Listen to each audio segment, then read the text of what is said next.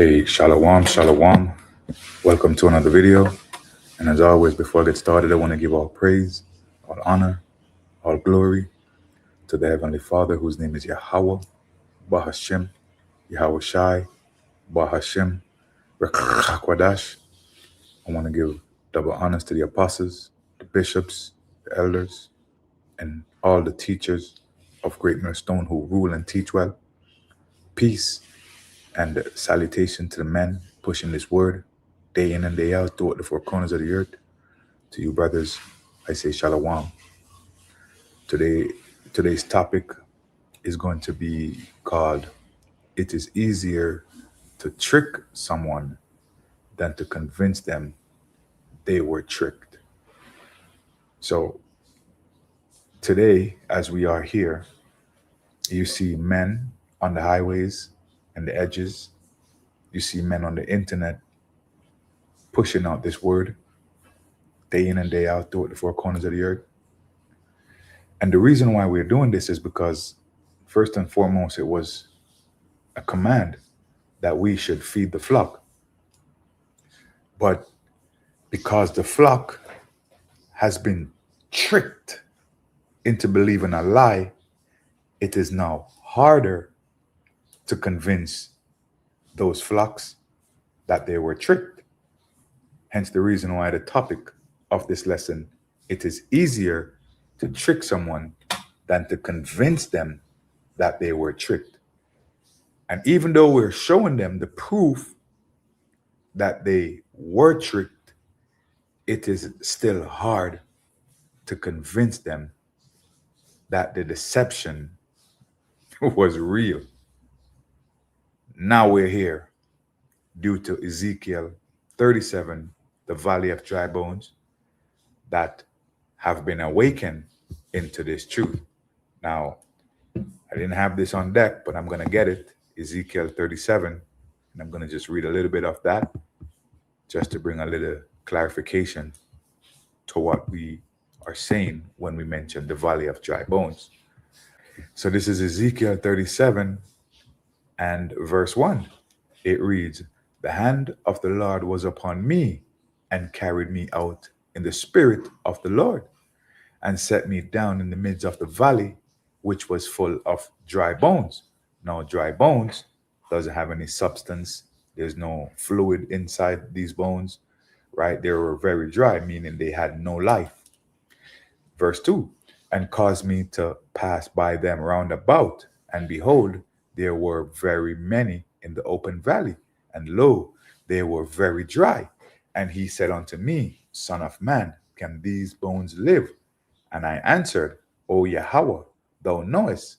Again he said unto me, Prophesy unto these bones, and say unto them, O ye dry bones, hear the word of the Lord Yahweh."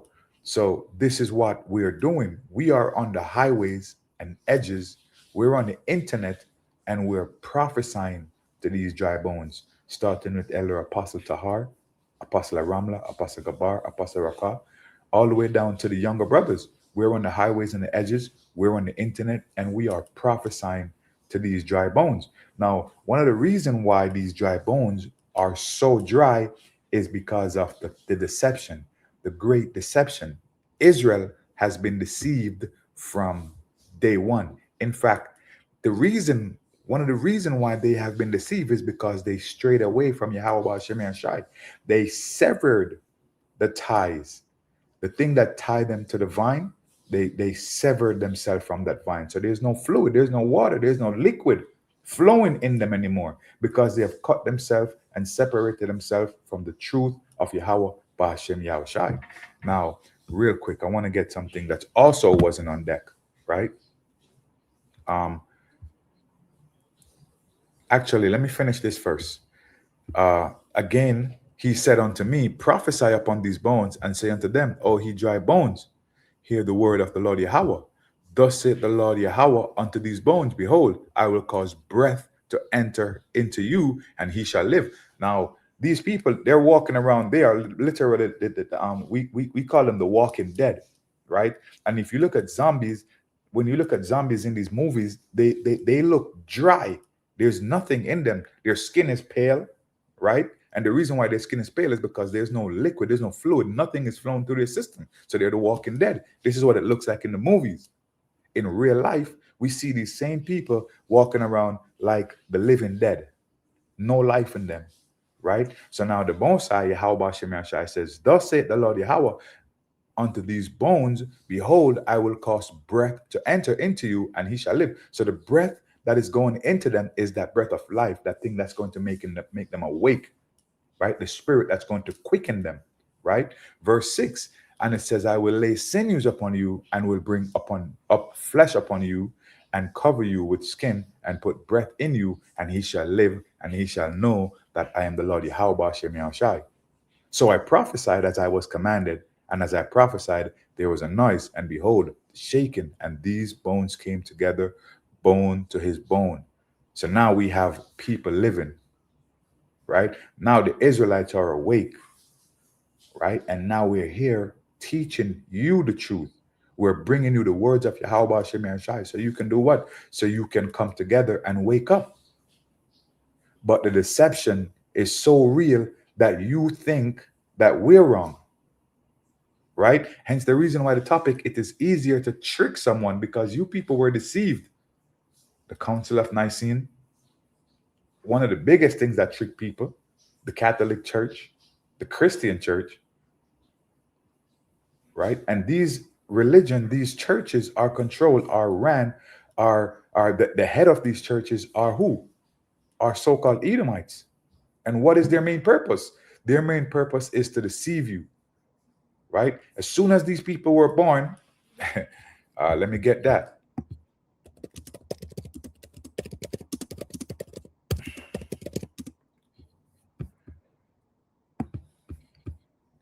Now, this is Psalms 58:3. It says, the wicked are estranged from the womb. They go astray as soon as they be born, speaking lies. And these lies that they have spoken to you, you have believed. You have now taken onto these lies. You have now received and consumed the deception of the wicked. Now we are here trying to tell you who you are as a people, and you don't believe us. It is harder to convince you that you are an Israelite and that you're a true descendant of Abraham, Isaac, and Jacob. But it was easier for you to be tricked into believing that you were everything else other than an Israelite, right? Now, let me jump into this lesson, as I don't want to stray too far from the topic that I'm trying to bring out here, right? Now, this is Salakia. This is Jeremiah 17 and verse 9. And it reads, the heart is deceitful above all things and desperately wicked. Who can know it? Why did I bring that precept out? Why? So Israel has been deceived, and Israel was deceived by the other nations. And the reason, again, why they were deceived is because they have no ties to Yahweh Ba'ashem Yahushai. Now, it is harder for anyone. It doesn't matter who you are. You could be the greatest scholar. There's no way you can come and trick the spirit of Yahweh Ba'ashem Yahushai. Because now the spirit of Yahweh Ba'ashem Yahushai dwelleth in us. Right? This bug out, right, came up to the Apostle Tahar's camp, right? Speaking about the scholars this, the scholars that. No, the scholars does not trump the spirit of Yahweh Bahashem Yahushai, right? So the deception has done its course, right? The deception has done its course. Now the truth of the matter is coming out. Now we're here trying to convince you about your true identity, about who the name of the true, God of the earth is, the world is, who our power is. Right now, we're bringing you back into the good grace of Yahweh Ba'ashem Yahushai. We're teaching you the names of Yahweh Ba'ashem Yahushai. We're telling you what the mark of the beast is. We're telling you the Edomites are going to be destroyed and the other nations are going to go into slavery, into captivity. These are the truth of the Bible. These are the things that were hidden from you, but they convince you otherwise, right? And of course, it wasn't obvious what they were doing because you believed it. Because what did you do? You guys created all these churches throughout the four corners of the earth, worshiping a false God because the deception was real. The lie that they told you, you believed it. The lie that they told you, you believed it. And now we are here as men of Yahweh, Bahashem, Yahweh Shai, telling you that your teachers were false, your prophets were liars.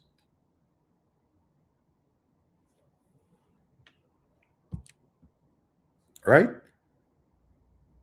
Now, this is Deuteronomy 11 and verse 16. And it reads, "Take heed to yourself that your heart be not deceived."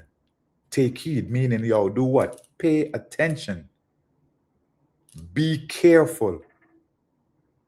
Don't just jump to every doctrine, everything that sounds good. Don't just jump to it.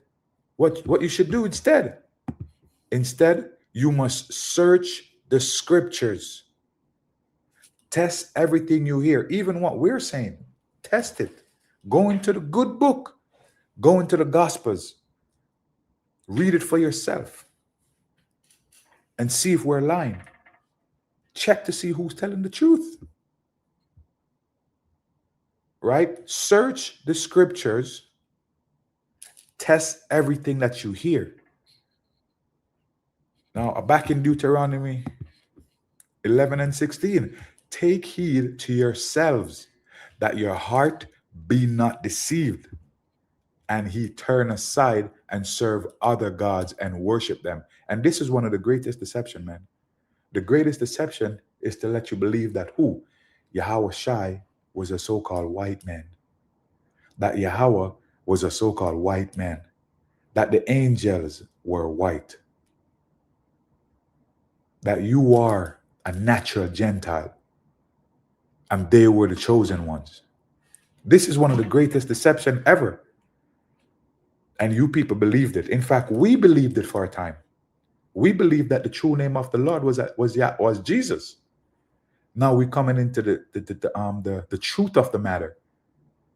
Now we have the true understanding. How did we get the true understanding? Because Ezekiel 37 happened. Now we're awake. Right? Deuteronomy 30, verse 17. And it reads, Salakia, Deuteronomy 30, 17. But if thine heart turn away, so that thou wilt not hear, but shall be drawn away and worship other gods and serve them. So every time we would go into different captivities, what happened? We would start worshiping their gods, start following their way of life, their customs. We start eating what they were eating, start living like they living. Why do you think we had the laws, statutes, and commandments? Because having the laws, statutes, and commandments made us separate from the other nations. It made us different from the other nations. It kept us in line with Yahweh Shai. But we kept going off. We kept worshiping other gods. We kept turning away from our true power, which made us lose our identity. Right? Here we go in verse 18. I denounce unto you this day that he shall surely perish, and that he shall not prolong your days upon the land, whether thou pass it over Jordan to go possess it. This is what happened to us. Because we kept disobeying the Most High, we got chased out of our land and chased into different captivity, after captivity, after captivity, to the point now where we are exhausted in this captivity. But the good thing about this captivity is that we're coming back to our true identity. We're knowing our true power, and we're steadfast in what we're doing, worshiping Yahweh, Bahashem, Yahweh Shai. right? Judges 2 and 11. And the children of Israel did evil in the sight of the Lord and served Balaam. That is it. So every time you do this, you get punished. So in this captivity that we're in right now, the Babylonian system or the Roman captivity, we're not doing that again. We have learned from our past mistakes. So that's not going to happen again. Verse 12. And they forsook the Lord God of their fathers, which brought them out of the land of Egypt, and followed other gods, of the gods of the people that were round about them, and bowed themselves unto them, and provoked the Lord to anger. So this is what you did, so that the punishment would come upon you. Let me jump into something real quick here. This is Baruch. Let me grab that. Baruch 4. And I'm going to start from verse. Let me start from verse 1. This is the book of the commandment of Yahweh, and the law that endureth forever. All they that keep it shall come to life, but such as leave it shall die. So when you went into in the book of Judges here, when you went into Judges and started serving Balaam, Judges 2:11, and the children of Israel did evil in the sight of the Lord and served Balaam. So when you did this, what happened? What happened?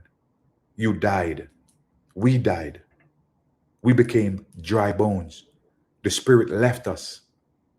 We were left out there to die at the hands of the Edomite, at the hands of the Moabite, at the hands of the Hammonites, at the hands of the Ishmaelite, at the hands of all these other nations. We were left to die among them. Verse 2, turn thee, O Jacob, and take heed of it. Walk in the presence of the light thereof, that thou mayest be illuminated. Now we are walking the light. Now we have taken heed. Now we are illuminated. Hence the reason why the world is so focused on us. And this light is too bright in their eyes. So what happened? Now they're mad. Now they're upset. Right? Now they're pissed off. Like I said in the topic here, it is easier to trick someone because these people have been tricked for centuries, for decades, for ages. They have been tricked, right? It is easier to trick someone than to convince them that they were tricked. So now we're here trying to convince you that you have been tricked. We were tricked, but we are illuminated now, right? So now we're trying to show you that there was a trickery that happened. There's a deception that happened. So we're here now trying to show you that, but you don't believe us. You believe the false teachers. You believe the false prophet that were sent among you. The ones who were set up to deceive you. You still believe those people. Right? Back into Baruch, it says, give not thine honor unto another, nor the thing that are profitable unto thee to another nation. So this guy that walked up to the apostle Tahar's camp and speaking about the Gentiles can be saved, he's trying to take what was profitable to us and give to them. He's trying to take our salvation, our law, statutes, and commandment, our order. He's trying to take it and give it to them. But it wasn't made for them. It was made for us. Their duty is to serve us in the kingdom, not to rule amongst us or with us. Nah, brother, you're going off. Verse 4, O Israel, happy are we, for the things that are pleasing to Yahweh are made known unto us. He showeth his words unto Jacob, his statutes and his judgment unto Israel. He has not dealt so with no other nation. Let me read that again. O Israel, happy are we, for the things that are pleasing to Yahweh are made known unto us. Not unto other nations, but unto us. Unto us a son is born, Yahushai, not the nations. Let me get that. I don't want to butcher it.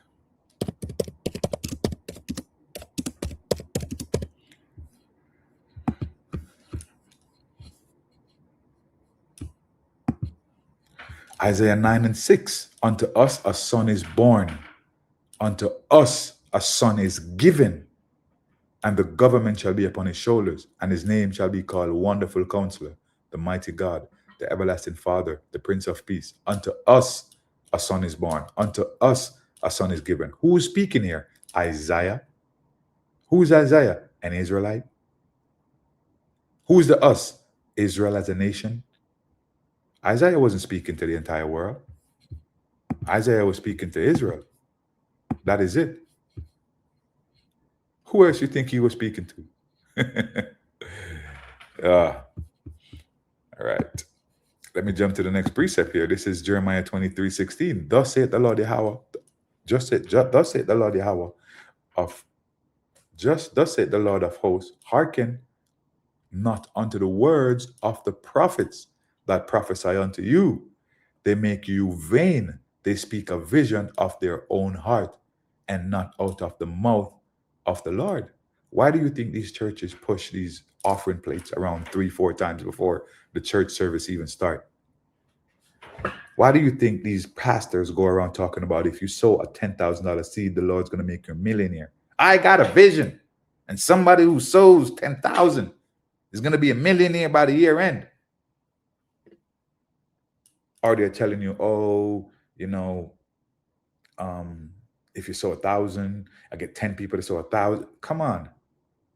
These prophets was not sent by Yahweh Shemir Shai to get you back into his good grace. These prophets were sent to deceive you. These churches are there to deceive you. Thus saith the Lord of hosts, hearken not unto the words of the prophets that prophesy unto you. They make you vain. This is the reason why the truth is not in the churches. Because if they was really teaching the truth, the church would be empty. It says they speak a vision of their own heart and not out of the mouth of the Lord. How can they speak their own words and not out the words that are coming out of the Lord's mouth? Because they're not teaching anything from the Bible. They're teaching their own vain imagination. They're teaching for themselves to profit from you. They're telling you smooth things to make you feel safe, things to make you feel inclusive. Right? It says, they say still unto them that despise me, the Lord hath said he shall have peace. And they say unto everyone that walketh after the imagination of his own heart, no evil shall come upon you. Lies. Are we in Jacob's trouble? Are we at peace? What do you see around the world? Destruction after destruction after destruction. So these men and these women, they come teaching lies after their own hearts. They're not speaking the words that comes out of the mouth of Yahweh Shemir Shai, which is the words of the Bible. They're telling you how they feel. We don't tell you how we feel. We tell you what the Bible said. Thus saith the Lord. That's what we tell you. Thus saith the Lord. Right? Now this is Amos chapter 2 and verse 12. But he gave the Nazarites wine to drink and commanded the prophets, saying, prophesy not. This is what they did. They gave the prophets wine to drink and tell them not to prophesy. Why would they do that? Why would they do that? Because they don't want to hear the truth. They want to continue hearing lies. The prophets were telling the truth, but they didn't want to hear that. The truth hurts. People are more comfortable living in lies. Right? And this is why it's easier to trick someone. It's easier to trick them. Because if the lie suits them, if the lie makes them feel uncomfortable, they're going to wallow in that like a pig in the mud. They're going to roll around in that because that makes them feel comfortable. But to try to convince these same people that they were tricked, That's one of the hardest things you can do, is to get them out of that mud. Right? Now, I want to get one more precept. I didn't have this on deck. Let me grab that.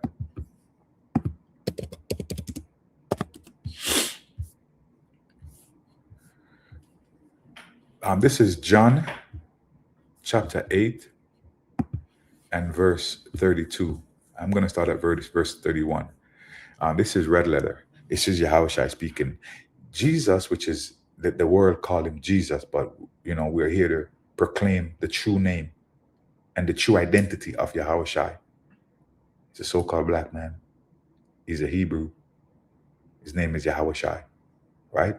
And Yahushua said to the people who believed in him, "You are truly my disciples if you remain faithful to my teachings." Where do you find the teachings of Yahushua? In the Bible. Where do you find the words of Yahushua? In the Bible. So if you remain faithful and true to the teachings of Yahushua, you're his disciples. And this is not going for the entire world, man. It's not speaking to the entire world. Verse 32, the point. "And you will know the truth, and the truth will set you free." How are you going to know the truth if you're not remaining faithful to Yahweh Shem Yahshai? You're not reading the words of Yahweh Shem Yahshai. You're not studying. You're not doing videos. You're not going on the highways and the byways. You're not following the laws, statutes, and commandments. You're not staying faithful. You're not his disciples at that point. So at the end of the day, you're not going to know the truth if the truth hits you in the face. And this is why the deception is real. The deception is real because you people are not sticking to the words of Yahweh Shem Yahshai. Right? Now again, topic of this lesson: it is easier to trick someone than to convince that same someone that they were tricked. It is harder to get these people to not believe in Christianity, not to believe in the Holy Trinity, not to believe that Jesus was a made-up name, not to believe that the people of the land are in the land and the people of God are us, we, the Israelites. It is harder to convince them of the truth, right? But anyway, with that, I want to give all praise, honor, and glory to the Heavenly Father, whose name is Yahweh Shem Yahshai B'Shem HaKadosh. Again, Shalom, Shalom.